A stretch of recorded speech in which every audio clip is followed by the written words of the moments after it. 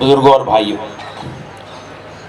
आज 27 साल पहले हिंदुस्तान की तारीख का, आज़ाद हिंदुस्तान की तारीख का एक इंतहाई अफसोसनाक और शर्मनाक वाक़या हुआ था। अफसोस की बात यह है कि हमारे मुल्क की अदालतें 27 साल बाद भी उन अफराद को जो उस शर्मनाक वाक़े के ज़िम्मेदार थे, आप जानते हैं कि उस वक्त के जो सदर जमहूरिया थे शंकर दयाल शर्मा साहब, उन्होंने कहा था कि ये हिंदुस्तान की पेशानी पर एक बदनुमा दाग। लेकिन आज 27 साल बाद भी वो अफराद जो मस्जिद की शहादत के जिम्मेदार थे, जिनको आज 27 साल बाद सुप्रीम कोर्ट ने भी मुजरिम माना है, लेकिन अफसोस की बात यह है कि उन पर न तो अभी तक फैसला हो सका है, न उन्हें करार वाकई सजा मिल सकी।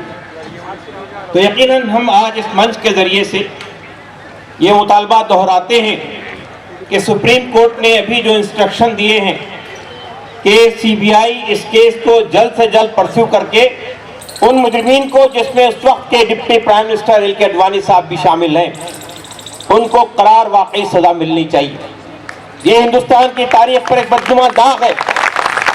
अगर हिंदुस्तान में इन मुजरिमीन को, जो मस्जिद की शहादत के जिम्मेदार हैं, अगर सजा नहीं मिल पाई तो इस मुल्क की अदलिया की आज़ादी पर, उसके विकार पर भी एक सवाल निशान खड़ा हो जाएगा।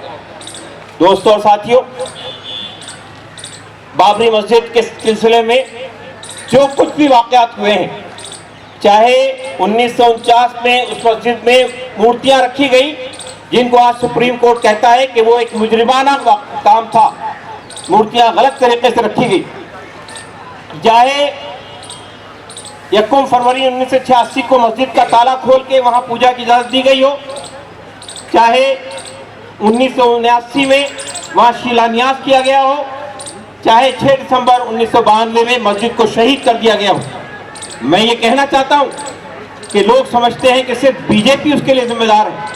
नहीं, ये बात यही हमें याद रखना चाहिए कि ये सेकुलर कही जाने वाली कांग्रेस पार्टी ये पहली जिम्मेदार है। बाबरी मस्जिद में जब मूर्तियां रखी गई, उस वक्त रियासत में भी कांग्रेस की सरकार थी और मरकज में भी कांग्रेस की सरकार थी। जब 1986 में ताला खोला गया, उस वक्त रियासत में भी कांग्रेस की सरकार थी और मरकज में भी कांग्रेस की सरकार थी। 1989 में जब वहां पे शिलान्यास किया गया, उस वक्त कांग्रेस की सरकार दोनों जगह मौजूद थी। और उसके बाद जब 1992 में मस्जिद शहीद की गई, उस वक्त नरसिम्हा राव साहब यहाँ पर वजीर आजम की हैसियत से विराजमान थे। और एक दिन पहले हमसे ये वादा किया गया था कि मस्जिद की ईंट पर भी आंच नहीं आएगी। लेकिन आप जानते हैं कि दिन की रोशनी के अंदर 6 दिसंबर को पूरी मस्जिद शहीद कर दी गई और शाम में वहां पर सदर राज नाफिज किया गया। तो ये साजिश में सिर्फ बीजेपी शामिल नहीं है, बीजेपी तो शामिल है ही, लेकिन कांग्रेस पार्टी भी उतनी ही बड़ी मुजरिम है जितनी बड़ी मुजरिम बीजेपी है। दोस्तों और साथियों, आज ये अजीबोगरीब बात है कि सुप्रीम कोर्ट ने अपने फैसले के जरिए से ये साबित कर दिया कि इस मुल्क में मेजॉरिटी की दादागिरी चलेगी। अदरवाइज और क्या चीज है?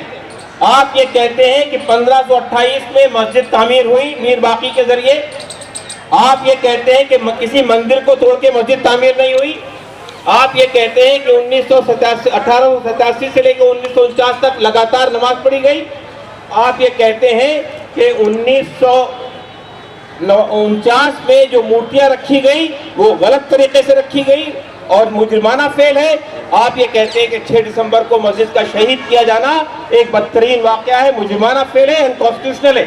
फिर सवाल ये पैदा होता है, इतनी बात कहने के बाद आप हमारी मस्जिद उठाकर उन लोगों को जो मस्जिद की शहादत के जिम्मेदार थे उनके हवाले कैसे कर सकते हैं? ये सुप्रीम कोर्ट का फैसला ये अदलिया की तारीख में एक, मैं समझता हूं कि एक बदतरीन वाकया है। और आज हमने 5 petition, review petition supreme court में फाइल कर दिए हैं और आज से 3 दिन पहले जमतुलमा ने एक पिटीशन फाइल कर दिया। इस तरह 6 पिटीशन आज फाइल हो चुके हैं और कई लोग और फाइल करने वाले हैं। हम ये जानते हैं कि सुप्रीम कोर्ट ने सबरीमाला केस में रिव्यू पिटीशन को एक्सेप्ट किया और 7 मेंबर बेंच के हवाले किया।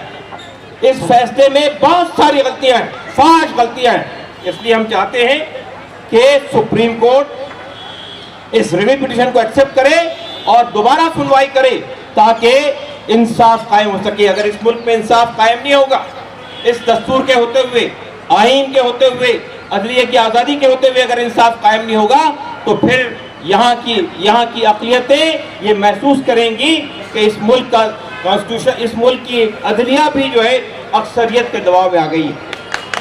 अदलिया को अपनी आज़ादी को साबित करने के लिए इन रिव्यू पिटीशन को एक्सेप्ट करना पड़ेगा और इसमें इंसाफ देना पड़ेगा। मैं इन्हीं अल्फाज आपकी बात करना चाहता हूँ। शुक्रिया।